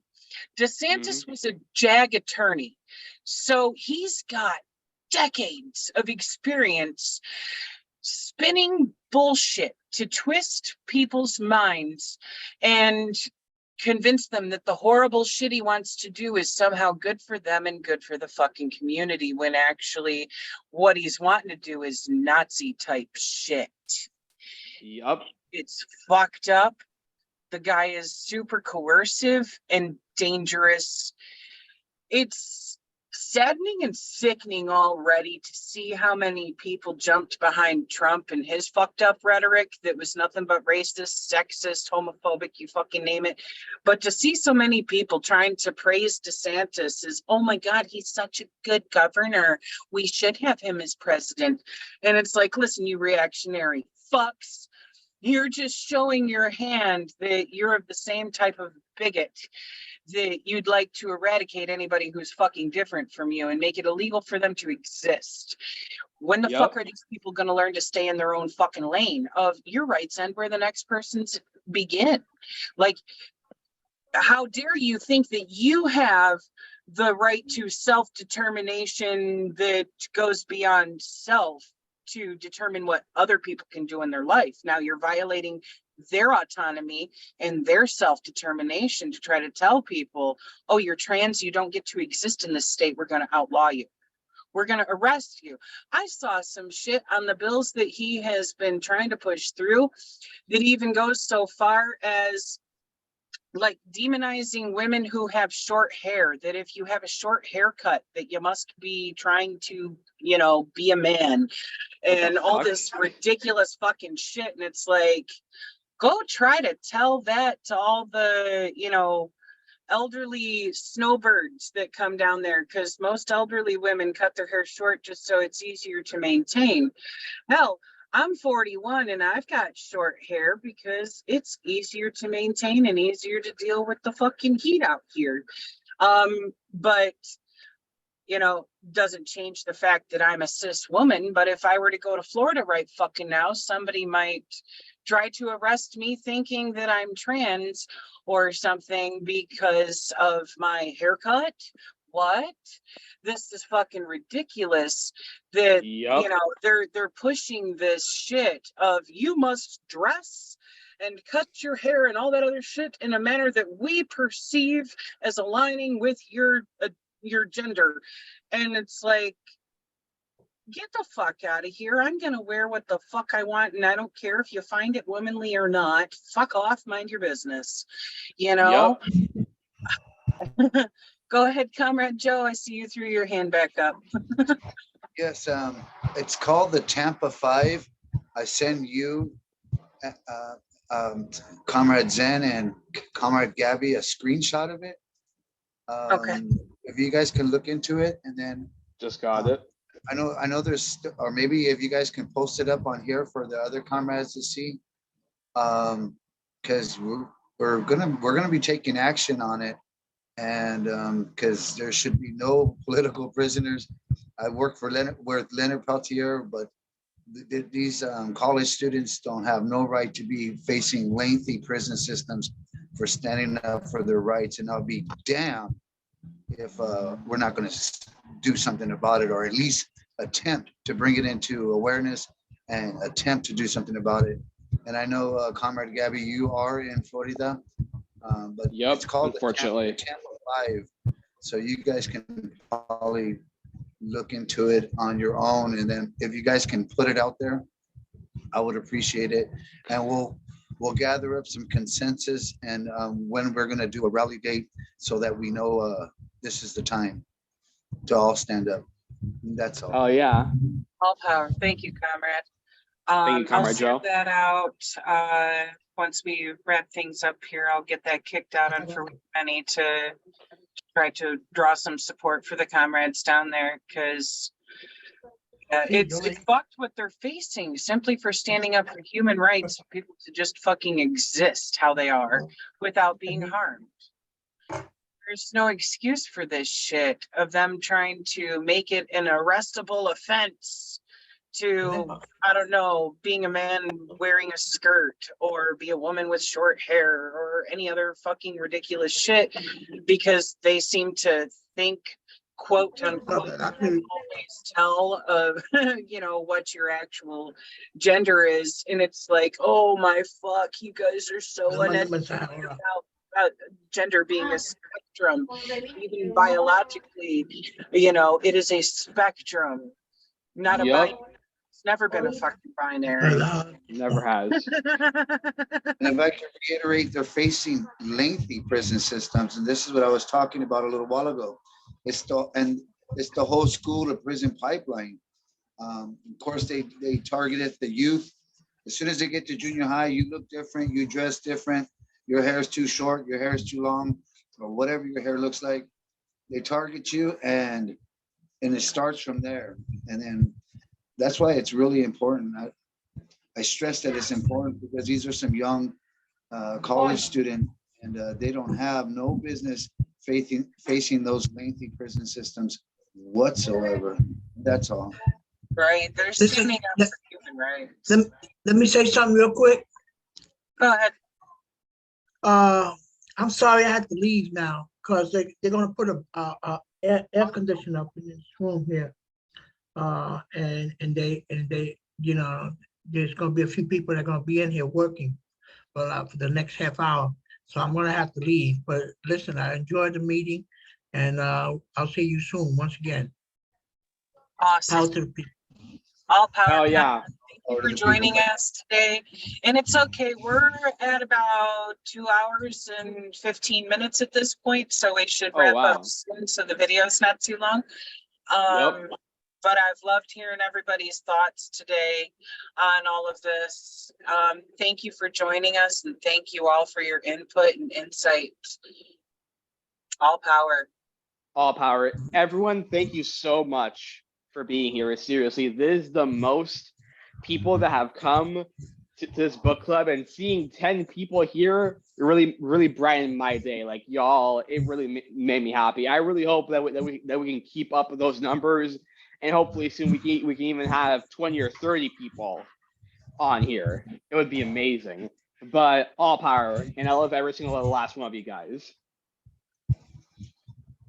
Revolutionary love, comrades. All power. Revolutionary love. All power and Panther love. Hell yeah.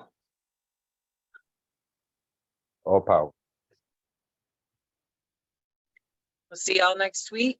And if anybody would like to join us for the second Rainbow Coalition reading groups, over there we are currently reading the book The Young Lords by Joanna Fernandez. And we'll be back with the next segment on that on Friday.